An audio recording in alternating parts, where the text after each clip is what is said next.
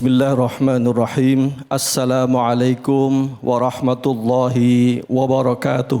Waalaikumsalam warahmatullahi wabarakatuh.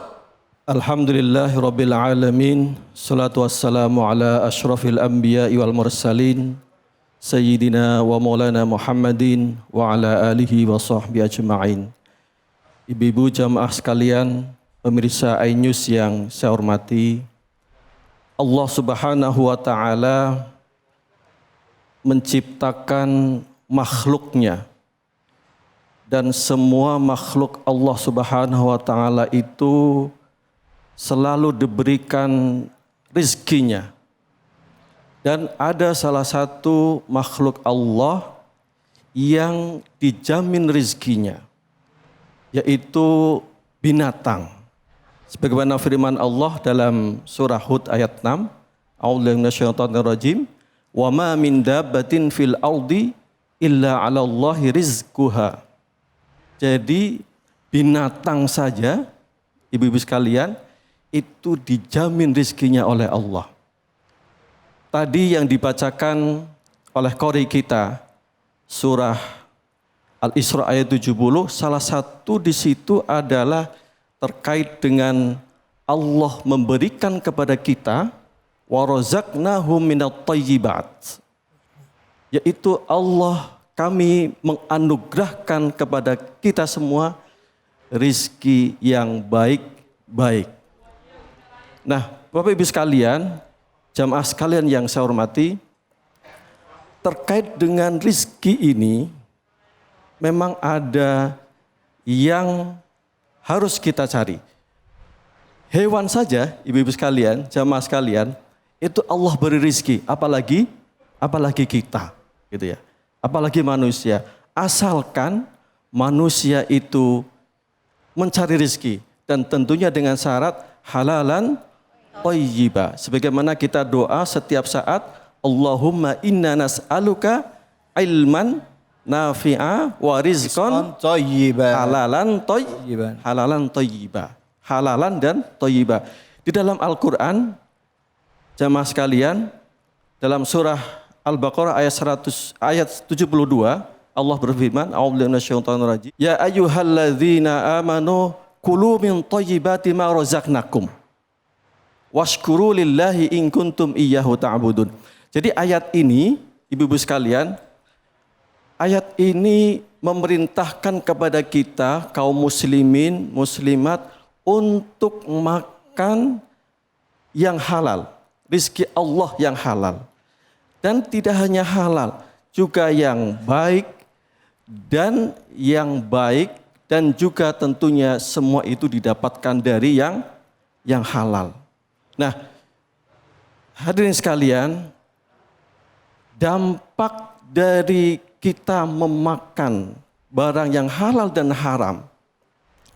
Kalau yang makan halal pasti jelas, ibu-ibu pasti sudah tahu. Kita insya Allah hidupnya akan tenang, hatinya akan tenang.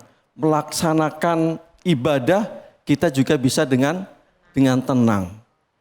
Tapi kalau kita semua ya memakan atau menggunakan sesuatu yang tidak halal, ya, itu dampaknya minimal ada dua. Sebenarnya banyak, tapi minimal saya sebutkan ada dua. Yang pertama apa? Jika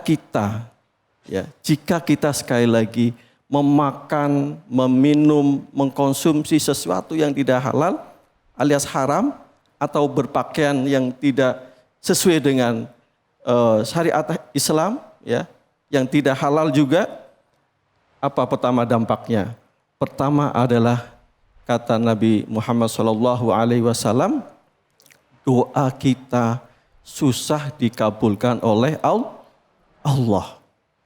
Dalam satu hadis, Nabi Muhammad SAW bersabda, Innallaha thayyibun, la yaqbalu illa thayyiban.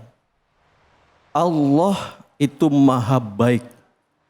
Allah tidak menerima kecuali yang baik. Nah, karena itu di dalam hadis yang panjang ini yang terkait dengan ayat dalam surah Al-Baqarah ayat 172 yang saya bacakan tadi adalah bahwa ketika Rasulullah Shallallahu Alaihi Wasallam menjelaskan ayat ini, ada seseorang, ya ibu sekalian, bapak ibu sekalian, ada seseorang yang dia berdoa kepada Allah, berdoa mengangkat tangan kepada Allah, ya Allah, ya Allah, ya Allah. Tidak disebutkan waktu itu minta apa, tapi kalau ibu-ibu mungkin di sini minta apa bu? Minta kaya, minta suami yang soleh, ya, minta anak yang soleh solihah, kan? Minta rezeki yang berkah, ya. Tapi kata Nabi, orang ini di satu sisi juga pakaian yang dipakai tidak bersih. Kemudian yang dimakan dan diminum adalah tidak halal. Kata Nabi, bagaimana Allah akan mengijabah doa orang ini? Nah, karena itu Bapak Ibu sekalian, jamaah sekalian, kita harus memperhatikan ini. Jadi kalau ibu-ibu terutama ini yang berdoa belum dikabulkan oleh Allah Subhanahu wa taala, jangan menyalahkan Allah.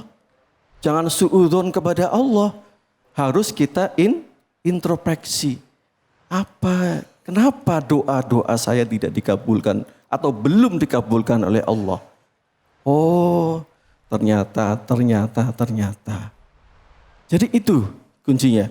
Kalau ibu-ibu jamaah semua ingin doa kita dikabulkan oleh Allah Subhanahu wa taala, salah satu syaratnya adalah apa yang kita makan dan yang kita minum itu harus halalan thayyiba. Itu yang pertama. Kemudian yang kedua, dampak dari memakan harta yang tidak halal. Yang kedua, kita kata Nabi itu akan menjadi orang yang muflis. Muflis ya, pakai fa bukan pakai kha, bukan mukhlis tapi muflis.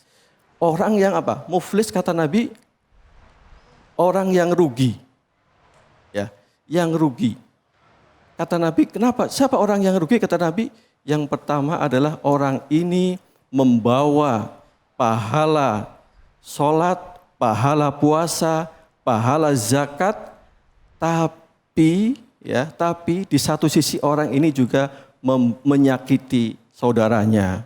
Kemudian memakan harta yang tidak halal. Kemudian pada saatnya, kemudian setelah itu orang yang disakiti di dunia, orang yang hartanya dimakan, kemudian menghadap ke orang ini, akhirnya pahala puasa orang ini diambil oleh orang yang disakiti. Baik. Nah, inilah orang yang rugi.